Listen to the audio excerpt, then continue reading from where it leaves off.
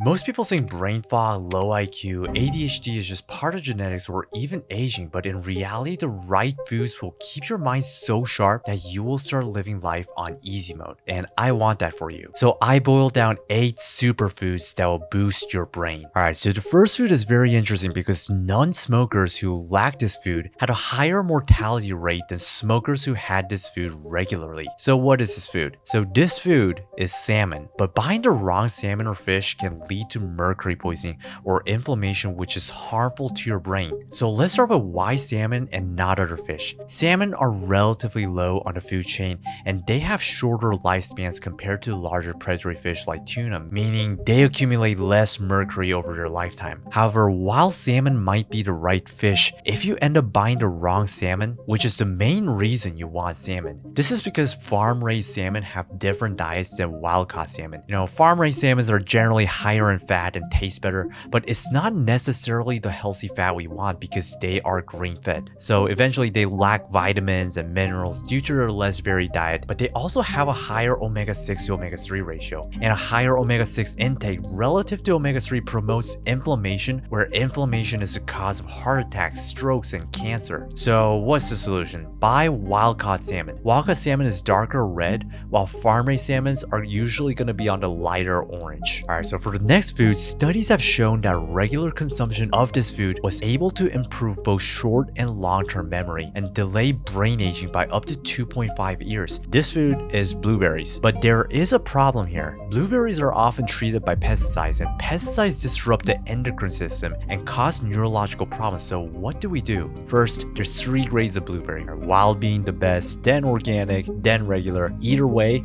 once you get your blueberries, submerge your blueberries in water with vinegar and let them soak for about 5 minutes. The acidity from the vinegar will help break down and dissolve the pesticides away, and I promise you 5 minutes won't get the fruits to taste like vinegar. Also, blueberries are very low in sugar compared to other fruits, so it's a great way to snack on them without spiking your glucose level. So next we have turmeric. Look, while turmeric used in the right way can boost your brain, messing up the cooking or even eating it with the wrong foods can undermine 80% of the nutrition, which makes this step the most important part. Do not heat up your turmeric. Studies have shown that turmeric can lose a significant portion of its bioactive properties when heated above 190 degrees. But also, if you don't eat turmeric with black pepper, turmeric will basically pass through your digestive system, not allowing you to gain the benefits. This is because the active compound in black pepper, piperine, enhances the absorption of curcumin by up to 2000%. Personally, I hate the taste of turmeric, and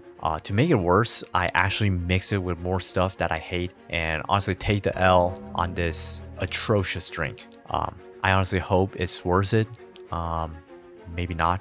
Broccoli, cauliflower, spinach, and kale are among the healthiest vegetables that will boost your brain because of vitamin K, lutein, folate, and beta-carotene. But there's a problem that makes 2 of these vegetables inedible. Spinach in particular is known to accumulate nitrates, which can be converted into carotenoids, which causes curb cancer. And then there's kale containing goitrogens, potentially leading to thyroid cancer as well. But what makes both of them bad is not causing cancer, but they have the highest levels of pesticide residue compared to other vegetables, and they are god darn hard to wash away compared to other vegetables. Now, cauliflower on the other hand repels bugs naturally due to its strong odor and compounds like glucosinolates, so eat more cauliflower. I personally eat 150 grams of cauliflower and 250 grams of broccoli a day.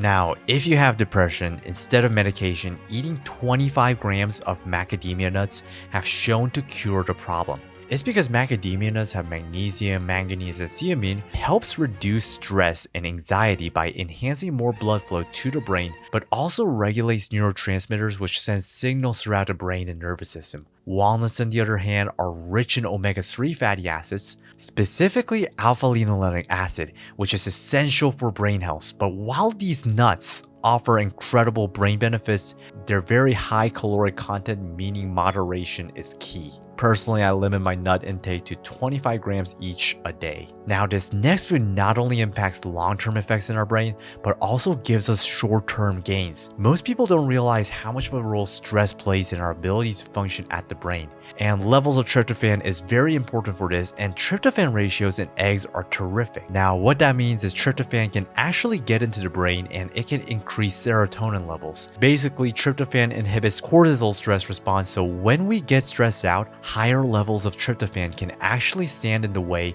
of the cortisol negatively impacting our brain.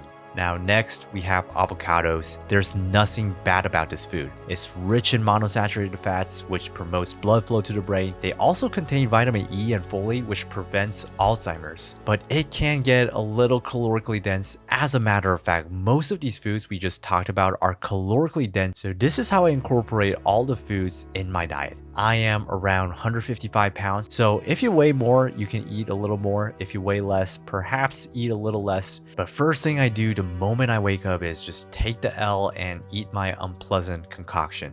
Then I wash my taste palette with some kiwi beet carrot juice. It is delicious. I know it doesn't sound that good, but while I do some work, I then eat my fruits and nut bowl that I prepared the night before with chocolates and honey. My sugar level gets pretty high after this, so I usually work out 1 or 2 hours afterwards. Then I finish my meal by eating my broccoli and cauliflower. Actually, that's not all. I cook my salmon, eggs, and bone broth soup with mushrooms. I cannot describe how good it feels afterwards. Thanks for watching, everyone. Watch another video. YouTube thinks you might like this video, so give it a try.